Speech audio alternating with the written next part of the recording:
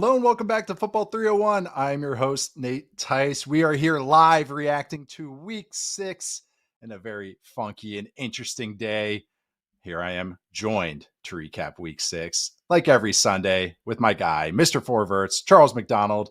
How are you doing today, Chuck? How was today? What'd you think of today? I know you were dropping some nap hints at times today, but hopefully that Bucs 49ers game kept you alive.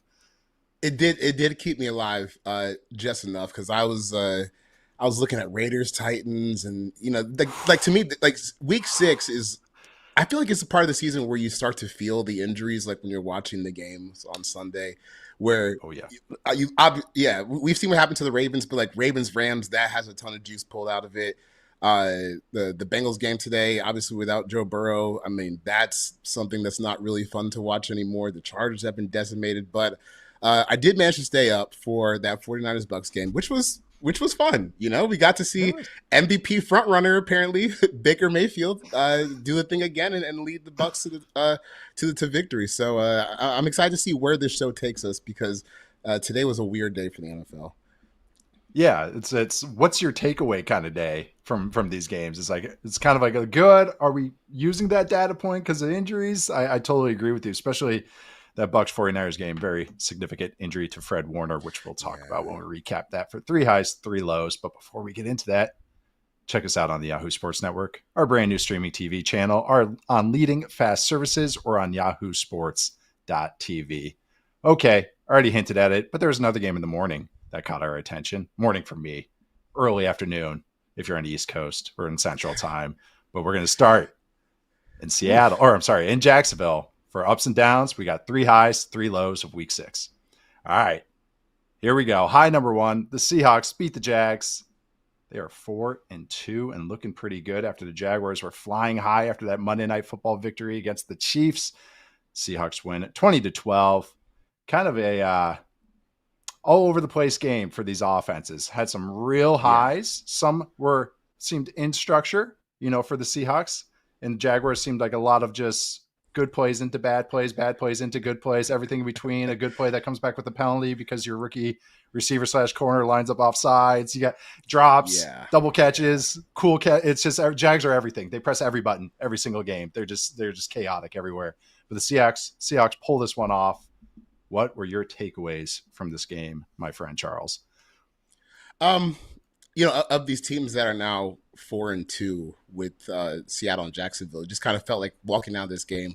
Maybe Seattle was a little closer to where they want to be in terms of just like, overall organization. And I think just trying to get, I don't really know how to phrase this without sounding like a jackass, but I guess kind of like looking like a more organized football team. And then I think Jacksonville has over the past 6 days. Because even when you go back to where Jacksonville was in that final drive, like, dude, that final drive was absolute chaos because Trevor Lawrence got sacked on second down and he comes back with 2 dimes, and then they get the delay of game, and then they burn the timeout, and then all of a sudden he's in the end zone at the end of the game. And, luckily they have guys who are physically gifted enough to do that. But when they run against a team like Seattle, who also has a whole lot of talented players, and I think they're just maybe a little bit more familiar with each other in year 2 of Mike Macdonald's system, and a little bit more organized. I think we saw it at moments today. It could get a little bit overwhelming for them. And I thought what Seattle did that was really impressive today was just kind of put the clamps on Jacksonville's run game, which has been pretty good this season. They held them to a 31.6% rushing success rate. Travis Etienne, I think, has lowest yards per carry output of the season. So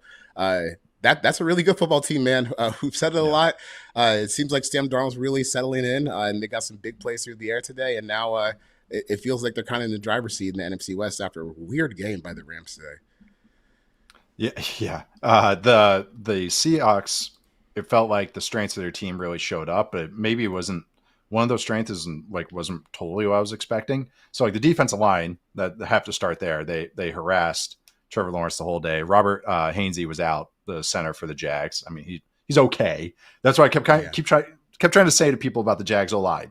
They're better, but they're not good. And today, the Seahawks defensive line, which is good, which I would even say is one of the best units in the entire league, they finished with 25 pressures, according to Next Gen Stats, a 50% pressure rate, 7 sacks. 8 of those were quick pressures. The previous high of the season was 12 allowed by the Jags for a 33% success rate or pressure rate. And that was against the Chiefs last Monday. This is the second most that Trevor Lawrence has been pressured, or second highest rate as a starter.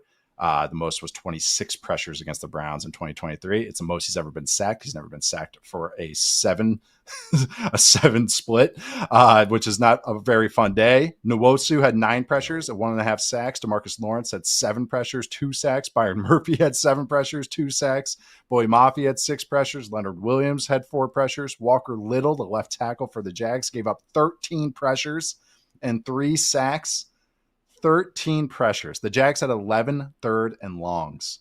That's 7 or more yards on third down, 10.7 average distance to go. I thought this was a total ass kicking by the Seahawks defense, even though that the Jags had good moments. Like they, a couple connections to BTJ.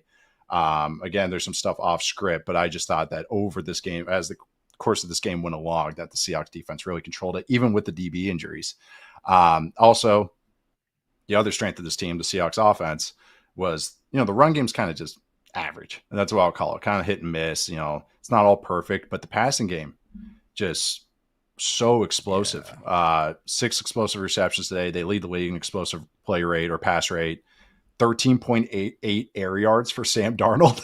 That's what the offense is. It's just run zone and then just bombs away. 10.6 net air yards or net yards an attempt, I should say. The Jags made a slog on the ground, but man, they were just able to chuck and go. And I thought JSN just kind of continues. He was on the podium for me for Offensive Player of the Year. It's not like a crazy thing to say going into this week. And 8 receptions, 162 yards, a touchdown, basically a 50% target share. He had sorry, I just keep throwing numbers at you. It was just ridiculous with some of the Seahawks things they did today.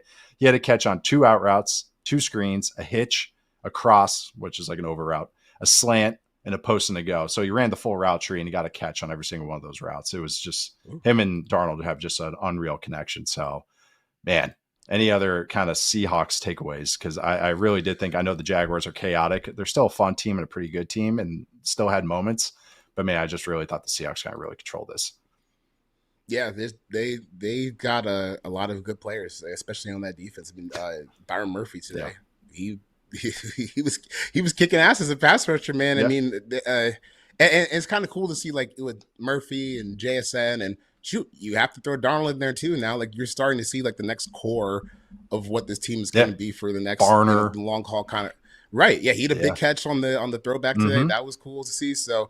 This team is really growing up right before our eyes, and it's cool to see all these young guys who are still on rookie contracts growing to be like major players for this team. Yeah. So we're kind of continuing today. So with the Seahawks, there's 3 teams that are 4-2 in the NFC West. And really, I just asked you this, Charles. NFC hierarchy, where are the Seahawks for you? So like off the top of my head, it's like Lions, Eagles are kind of reeling, kind of Packers, but Rams, 49ers are banged up, Bucks.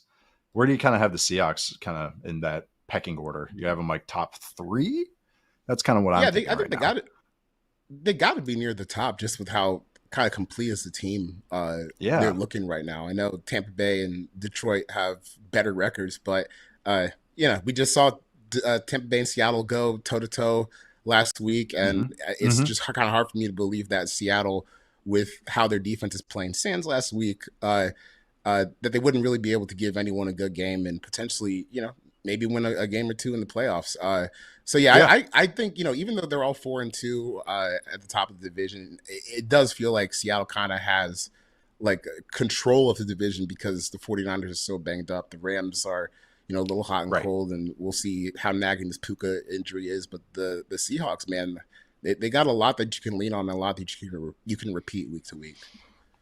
Yeah, you mentioned the complete team. That's why I'm kind of just keep buying them. It's that I think the defense is top 10 easy. I think the offense is top 10, even with a run game that's kind of average. The run game just has to get a little bit better. That would be like the one bugaboo for me. The right guard's a little iffy too.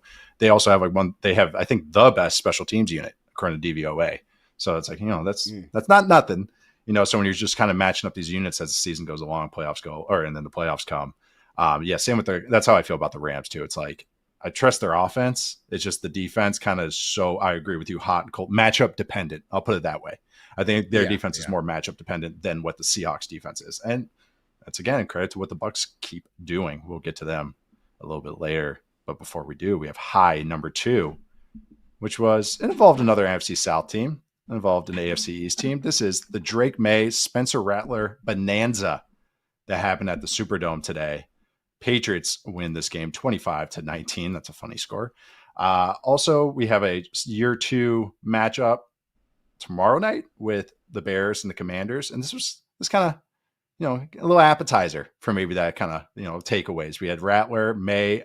I posted a Rodney Mullen versus Daewon Song skateboarding video, which is, if anyone's ever seen it, watch it on YouTube. Just a nice little battle back in the day. But that's exactly what Maye and Rattler were doing today. Drake Maye finished with 261 yards, 3 touchdowns, and that's not even including 2 awful offensive pass interference calls that I'll get into in a minute by Adrian Hill's crew. Oh my God, I can't wait to lay into them. 58% success rate, 6 of those were tight windows throws.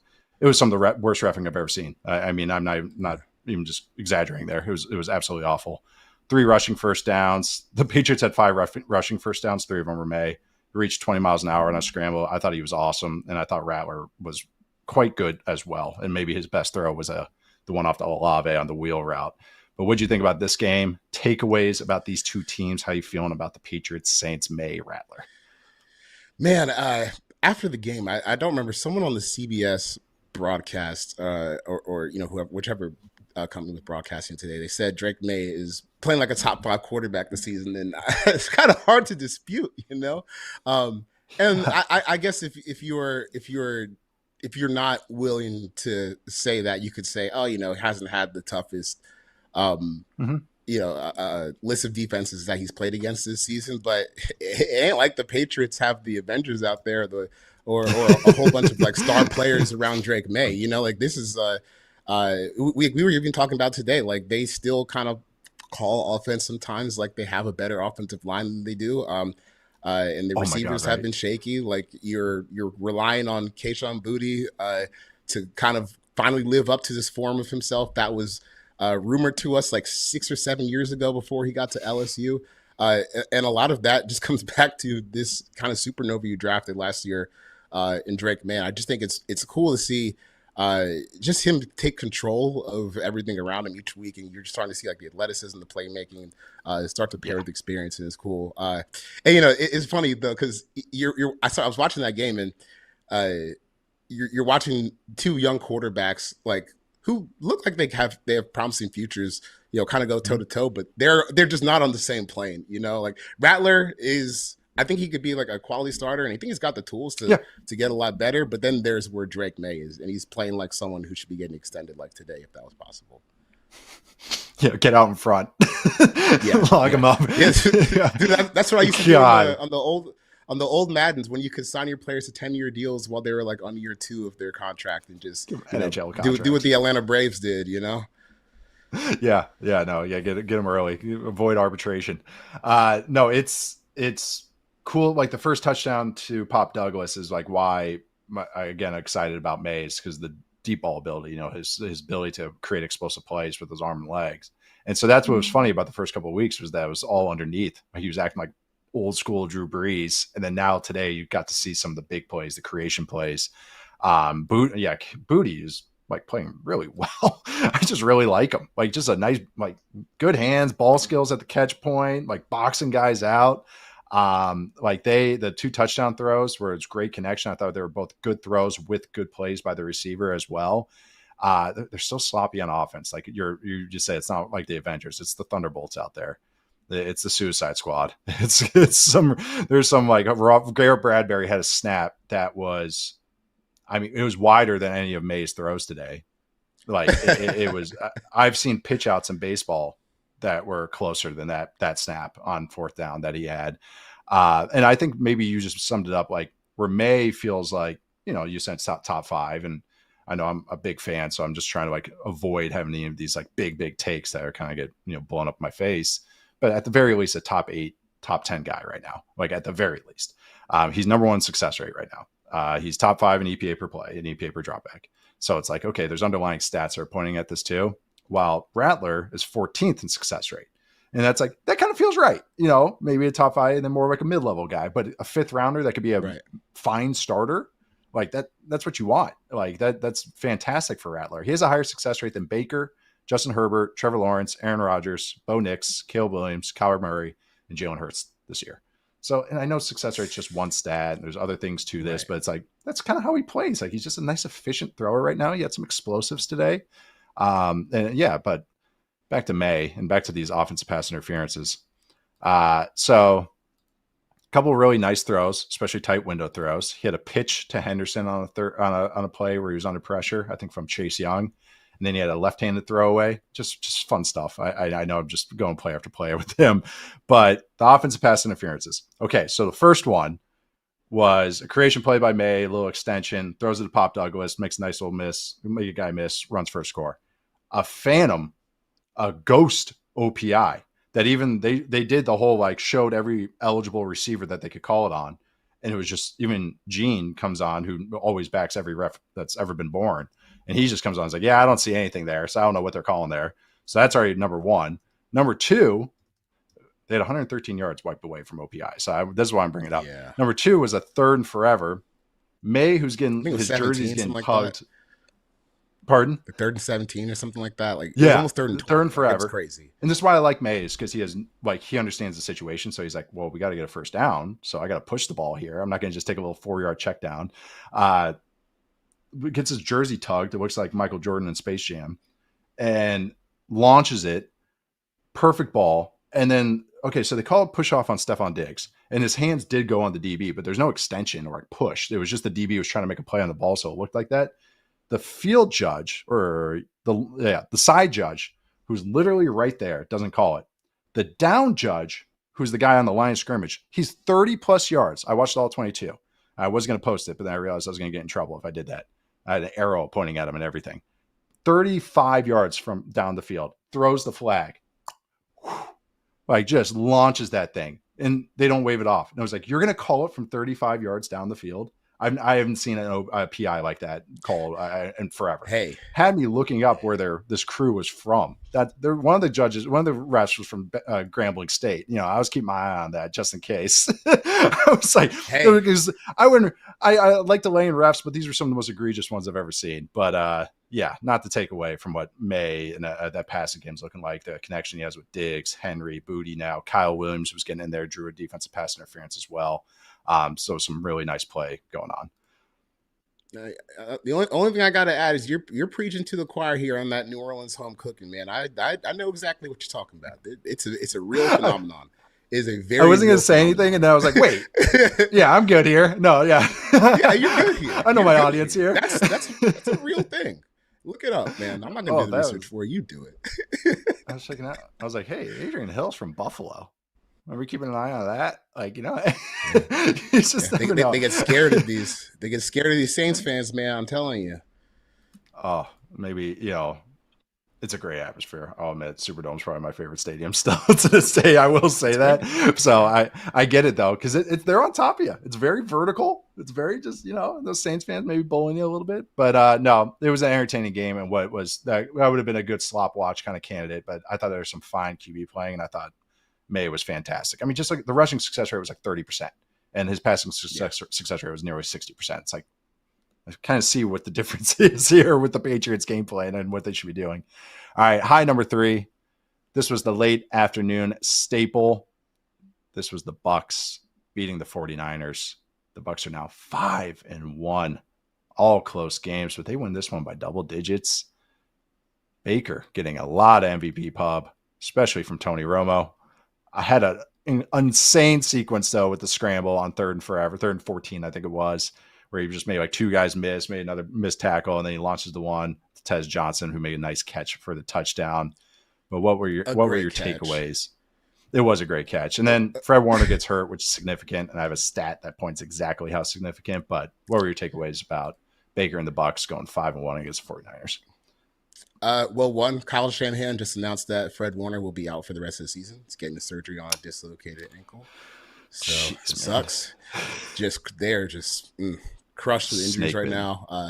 Yeah, Yeah. and that's a future Hall of Famer. So it sucks to see guys like that get Yeah. hurt, and he's like That's why I easily like him in the clear game. cut best linebacker in the game with no real Yep. competition for number two. Nope. And man, like the Tez Johnson catch, I just feel like that kid did not get enough credit for how tough that catch was. I mean, he had to lay out and catch it with his fingertips as he's falling into the end zone and not drop the ball. Like, Yep.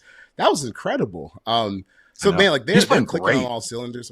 Yeah, he's playing great. He is playing great, and I was a little surprised by that because I just thought that maybe his weight would be a bigger, same inhibitor for him to. I got spooked. I was like, hey, day 3, take a chance on him, but I'm not touching him day 2. And I mean, this is how he played in college. This is why people liked him. So yeah, look, you're not gonna make me feel bad for being skeptical of like a 160-pound NFL player. All right, who ran slow? It's not gonna work, right? But they just seem to have like figured out a way for this. Like for all these pieces, a lot that they had last year, but with the new offensive coordinator and you throwing Ibuka in there to kind of start working together, and they've had injuries too. And I know they were going up against a defense that was injured. I mean, you lose Fred Warner during the game. Nick Bosa's out for the season as well.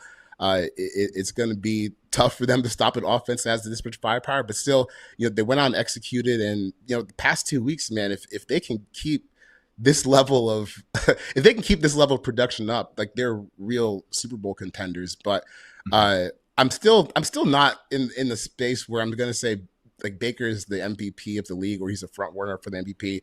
Like even going into the Josh Allen and Patrick Mahomes were still betting favorites in front of him for most books that I looked at. So I'm not quite there yet, but the past 2 weeks he definitely has lived up to I think some of the hype that people have given him. First 3 weeks, he was definitely leaving them in some holes that he had to dig themselves and the rest of them out of. And then he had that bad interception to close it first Philly. But the last 2 weeks, he's been pretty good. Yeah. I think that really good. It's peak Baker. It's the highs are as high as it gets. He's scrambling more than ever, which I think is part of it too. Obviously that big play, but outside of that, and it's just it's a high wire act, and it's working right now. I mean, like it's props to him. He puts the ball in play. And I think that's just like, he'll let guys make plays on the ball, which there is something to that. So I will give him credit for that. And just withstanding the offensive line injuries, the receiver injuries, just thing after thing after thing. Also credit to this roster though. Like Jason Light, man, he just knows how to pick them because it's just like next man up. Oh, that guy's making a play. And I also love the Baker Sterling Shepard connection.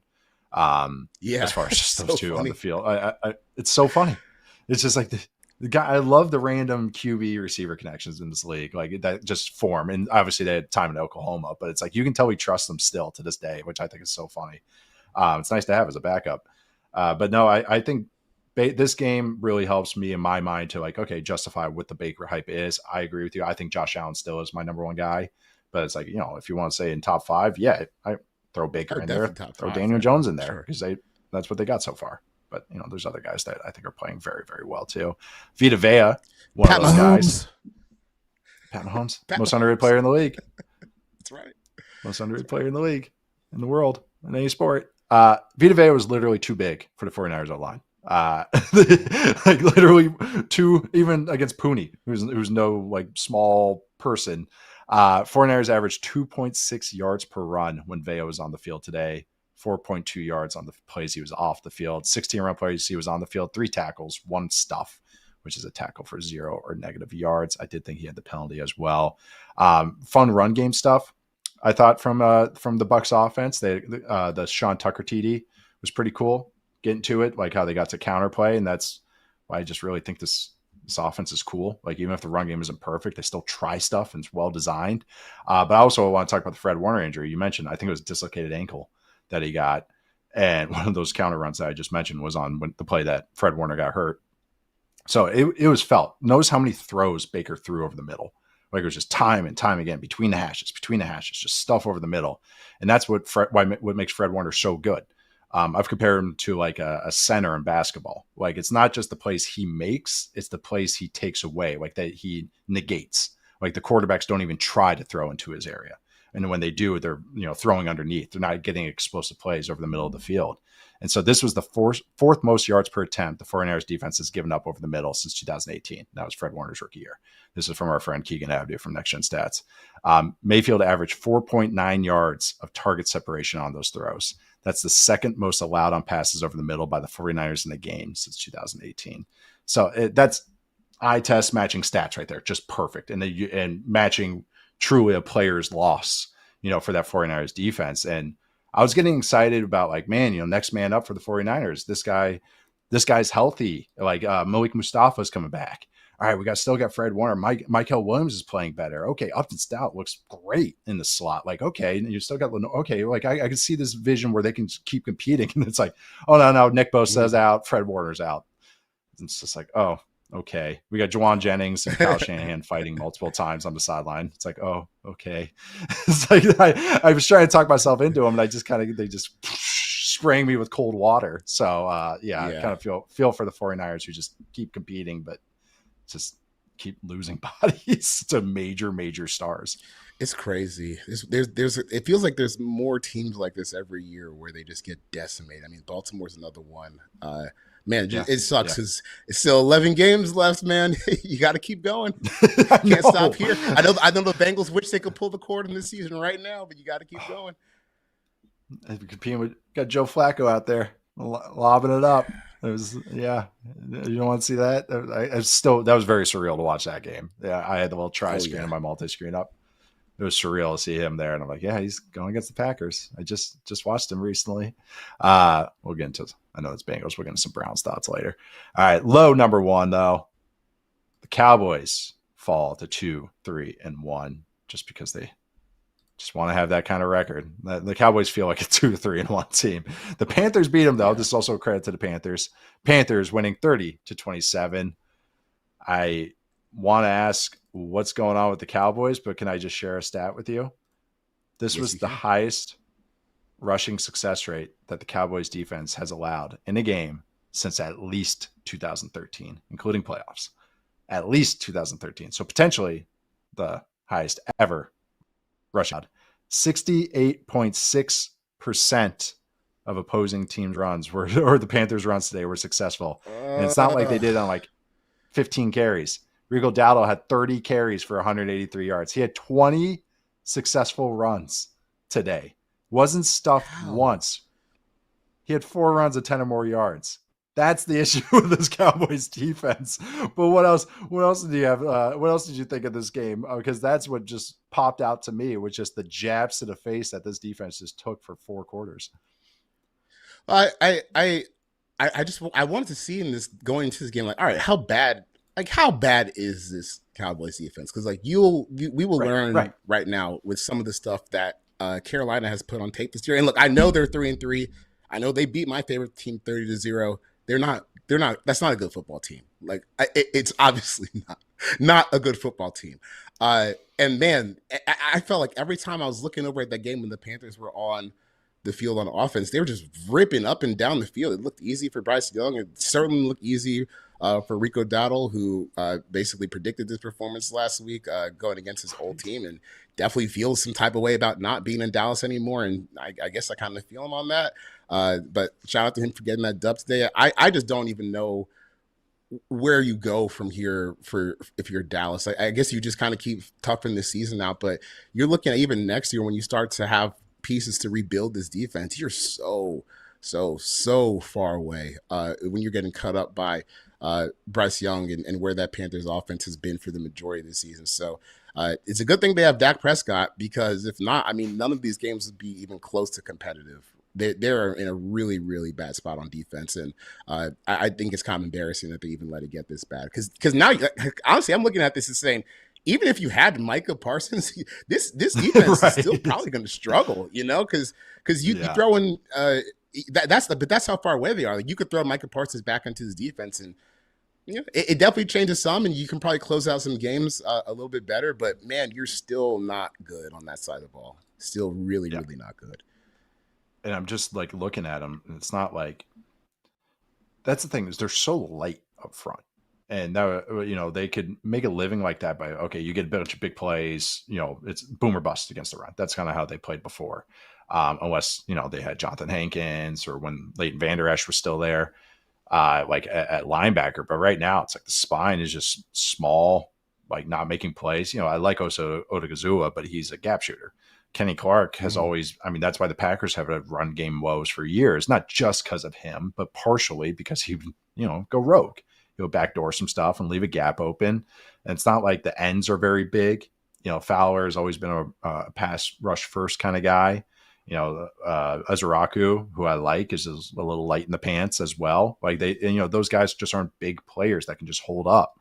And you're going against a Panthers team that just wants to run it on you 100 times. So of course they're not going to change the game plan. They're just going, all right, 6 yards, fine, we'll take that. They're tight ends like Tommy Tremble, who also tried to he did high knee a guy, like his name was Bruce Beefcake. He like was steamrolling their DNs. It's like, Tommy Tremble, he's always been like a feisty blocker. He's not the biggest guy though. And it's just like, so it's not even just the interior of that Panthers O-line, just road grading the interior of the Cowboys defensive line. It was a little bit, it was just across the board. And it's not like the linebackers are cleaning it up. So it's just like you said, it's like, all right, what now? Like, what are you going to do? Like that's not like a player or two away. That's like a whole reset. Like, are you going to go with Eberflus in the future? Like Eberflus, like his forte is having, solid players and then just kind of being very sound and making the offense be perfect. But if your guys aren't sound and they're letting up busts to like Jimmy Horn Jr., like then it's just big play on top. It's bend and break, like that's not doing anything. Yeah. And he's not he's done some cool blitz stuff when he was in Chicago. It's not like the craziest thing to see, but he had some good blitz packages. But that's not like what he wants to do. Like it's not like Todd Bowles. That's like, okay, cool, I get to blitz 40 times. Over Rex Ryan or something. It's like, oh, he's like, no, that's gritted teeth. He wants to blitz. So again, it's just like, all right, what's your game plan here? Please stop like ignoring like the defensive tackle position as far as size. Like get some beef in there, please. You guys needed it for half a decade now, as long as I've been in media. But going back to the Panther stuff, or also Cowboys too. Offense is sick. Still like the offense. Run game was a little iffy today, but Dak is on fire. Pickens is on fire. He still has a chemistry with Ferguson. But yeah, still like you said, so it's like the Cowboys and Dak are like the offense are getting it done. It's just this defense, man. Like, why did you let Jordan Lewis go away? Like, go to the Jacksonville? I just don't get it. Any other closing thoughts on this game? Panthers can either of these teams make a wild card? Do you think, Charles? Sorry to put you on the spot, but we're 1/3 through the season. Either of these teams. I was my instant gut reaction was say absolutely not, but the Panthers, NFC South, I don't know. The Falcons are a weird team. They already beat them once, so if you can beat them again, you got the tiebreaker. The Saints are really, really in the dumpster, so maybe they could get to the wild card. Cowboys, I don't know. They just let Bryce Young score 30 points on them, rip up and down the field, and it looked easy, man. So I just don't think they can get to the playoffs, which is a shame because this is easily the best I've seen Dak Prescott ever play in his career, which is really saying something. Like even a couple years ago when he was considered for MVP, basically right into the last couple weeks of the season. Yeah, he's been better this year, and it's just a waste. It's going to nothing. Oh no, he's been great. It's the best version of him. It's all the pre-snap stuff. He's not trying to do too much because he trusts his guys. His connection with Pickens is perfect. It's exactly what you want it to be. I think he's playing just great. I totally agree with you on that. Like that's why it's a shame. I think their offense is good enough to make a run, like where they just are a funky 9-8 team, 7 seed, and just Looney Tunes team, as you would put it sometimes. Then you look at the schedule. It's like, all right, Commanders, Broncos, Cardinals, okay, Raiders, Eagles, Chiefs, okay, that's the next 6 weeks. Panthers go Jets, Bills, Packers, Saints, Falcons, and then their close of their season is pretty rough. Well, 49ers now, but Rams, Saints, Bucks, Seahawks, Bucks. So that's pretty tough. That's a tough finish there. For Carolina, yeah. God damn. Not a lot of L's on those last couple of teams. But I think the Cowboys could, even with this crappy defense, I've seen crappy defenses with a great offense get into the playoffs, and they play an offense that can do that because it's run game and pass game kind of connected. So I don't know. weird teams. And I do want to rewatch this game from the Panthers side because I'm encouraged by some of the stuff I saw. Tetero McMillan only had a couple catches, or 3 catches, and they were eventful. 2 touchdowns, and then also one of his targets turned into a pick. So eventful day for him, but he still looks great. I still like the tight ends, Evans, still like Tremble. Yeah, interesting team still. All right, let's get on a low number 2. Dolphins tumble to 1-5 to the Chargers, which is both of these teams just live in this world. It was just like a no, I insist type of game from both teams. No, I insist. You win this game. No, I insist. You win this game. Chargers win 29-27. Tua had 3 picks. Herbert had a great play at the end, shaking off a tackle, hits Ladd McConkey for a catch and run. Had other brilliant moments. Also had a bonkers throw into the end zone, which I was asking what you were doing. I would say actually the highlight of this game for me was J.K. Scott, the punter for the Chargers, making a great hold on the game-winning field goal. I was so excited. I scared a screenshot to our outline because I was like, hey, if you guys want to see this, it's pretty cool. But what now with the Dolphins? I'm starting there, Charles, because this is a low for them. 1-5, feel listless. Mike McDaniel press conferences are sad now. What are we feeling now? Yo, Tua's out here calling people out for not going to players only meetings. I'm like, I know. Man, this is done. Shut up. Like this, but also like if you're getting to that point, Tua, that means they don't respect you, dude. Like that's the point. Why are you telling the context of it? You're telling the whole world they don't like you. But that's neither here nor there. I mean, this team isn't good enough. But I think when you look at the money, Tua still might be their quarterback next year, even with a new head coach and GM, just because of when the extension money starts kicking in. So, it's useless. It just feels like it's a waste of time watching them play because they get kind of close and then they just don't have nearly enough talent on defense. I mean, dude, the Chargers run game, like they had probably the best game under Harbaugh and Roman today without Hampton and without most of their starting offensive line in the game. So that kind of says all you need to know. And the last thing I have on this game is for the last stragglers out there on the Tua versus Herbert war. I love how to close the game, you just got a perfect summation of how different they are. Herbert closed up in the arms of Jalen Phillips, throws him off, and you get the like a laser to Ladd McConkey, who makes someone miss the open field for a big play. And then Tua's last play is clean pocket, just throws it, little guppy throwing the double coverage, and it gets picked off to close the game to Derwin James. And bang, that's the difference between those two guys right there. And I feel bad for the Dolphins fans who have to watch that as they shed even more pieces next season. Oh, yeah. Chubb's getting rumored as a trade piece already. You know, they got multiple guys, I'm sure. Bradley Chubb's just the trade edge, apparently the traded edge. What you mentioned, though, Chargers O-line, it was like Greg Roman was like, just like, yes, I can just put tight ends on the field and run the ball. Like, this is great. They just stopped messing around. And they, in the second half, especially, it felt like they went 13 personnel with 3 tight ends a bunch.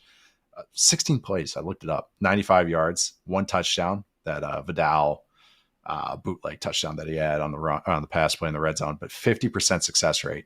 So what you're saying though is just like when you go bully ball like that, that's just effort level. Like that's what defense is. It's like, all right, how much strength do you guys have, and how much heart do you guys have? And it was just like, oof, they were just getting after him on it. Tuipulotu is having a breakout year. He had a great sack near the end of the game as well. And it just felt like, in the weirdest way, the Chargers have a tendency to just botch these games. And it just felt like, well, they're playing the Dolphins though, which is so crazy to think about going against that team. And I know like Achan's touchdown, that was a great design with the pin pull touchdown and all that. But like, so it's like Mike McDaniel is still good. But it was like, I watched that touchdown. I was like, oh, this stuff is still good. The formation's still good. Like they motion this guy out, and then Julian Hill at tight end pins it. Aaron Brewer's out in space. Achan's untouched touchdown. I'm like, God, there's some good stuff here. So I ask you, if he's fired, where do you want him to be the offensive coordinator at? You can't say the Falcons. I'm taking away the Falcons. I was about to say after Zach Robinson goes to take the Oklahoma State job and makes a terrible mistake that makes him a lot of money. I was gonna say, because he got asked about it and he basically just gave a non-answer about that. It's like, all right, right, so which is we know what's going on there, right? Yeah. Oh man, I think that's a good question. Where would I like seeing Mike McDaniel if he gets fired? Man, maybe Las Vegas could be fun. Like if they kind of just Ship clean Eleanor house right at away. the end. Shoot, I don't know. It's the highest paid Not bad. OC. Just get him out and just make Mike McDaniel. Just give him the Yeah, salary. Same salary. I don't think Marcus doing that actually. Maybe Tennessee Yeah. could be Oh no. fun. Hey, You know, the Las you get, Vegas Aces just won. He's flush. that is true. That is just true. take that. That is true. That is true. I don't know. Maybe Tennessee could be fun because they got some pieces in the offensive line, and I still maintain that. Look, you're just gonna have to eat this year with Cam Ward, and it's gonna be okay. It's gonna be okay. You just have to eat this year. It is what it is. Like that. No, that's a good one. I know. I haven't really totally thought fully on this even when I asked it. So I actually think that's the best answer. Yeah, Tennessee. I would go with that one too because I think that would actually be a great fit with Cam Ward as well. So yeah, that's a good answer. I'm gonna co-opt it. All right. We're getting on to low number 3, closing out the show. And that's the Steelers win. And the AFC North might be wrapped up by Halloween. It kind of feels like a low because this felt like it was going to be such a competitive division and just want. The Steelers win 23-9. They're 4-1. Only team above 500. Aaron Rodgers finishes 21 of 30, 235 yards, couple touchdowns, including a great ball to DK Metcalf over on the sideline. That was like, oh yeah. And a couple moments where he's still spinning it. It's kind of a Diet Coke version. You know, he can't really move that well. But Steelers O-line didn't give up a lot of pressures. Only give up 10 pressures. No. Rodgers wasn't sacked once, which is the big difference. But Steelers, likely AFC North champs. Charles, how are we feeling about that right now? It feels pretty safe. I think I'll give Lamar 1 week when he gets back. See if they can win a game. They're 1-5, you know? I know. And it just doesn't feel like they obviously don't have enough juice on defense. And like, we know Lamar, when he gets back, that alone can put them back into scoring 30 plus points a game. And maybe that can make him a wild card team, but still that it's just a far way to go. So I'm not going to say it's over now. We'll just wait to see if Lamar can just week by week just kind of try and claw their way back into it when he gets back. But that's such a hard proposition. It is probably going to end up going to the Steelers. And man, just what a terrible division to see. I mean, look, you can't foresee. I don't think any of us foresaw the Ravens having the worst defense in football, plus getting decimated, plus Lamar getting hurt. Maybe some people foresaw Joe Burrow getting hurt, but even then, like, for him to miss as much time as he's going to miss, that's obviously a huge stinker. And then the Browns, they let Dylan Gabriel drop back 58 times today for like 3 yards per drop back. And man, that was really tough to watch. It was so boring. There are very few times where like I find like football boring, but when you're doing like the high completion percentage, like high drop backs, 3 yards per pass, that to me is like football at its absolute worst. And that seems to be where they are. As long as Dylan Gabriel's a starter. And look, I know that we're going to do the Shador thing. I just don't see how you could reasonably say that you could guarantee he'd be better. Last time I saw him play, he got sacked on 6 on 5 of his 11 dropbacks, and he had negative 20-something passing yards. Come on. Like, this is just what it is. It's going to be bad. It's going to be nasty. And neither one of them is going to be the starting quarterback next season. Yeah, they were getting the tape out on Dylan Gabriel. They're like, we're making sure. We're going to check every type of pass. Can you throw this one? Can you throw this one? Yeah, 3.8 yards per dropback, 4.3 yards per attempt, 58 dropbacks, 221 yards. Don't even have to look at the scrambling yards because he didn't scramble. So don't push the ball, not scrambling. It's the opposite of Baker. That's kind of basically what he is. Sacked 6 times, but I also looked this up on True Media.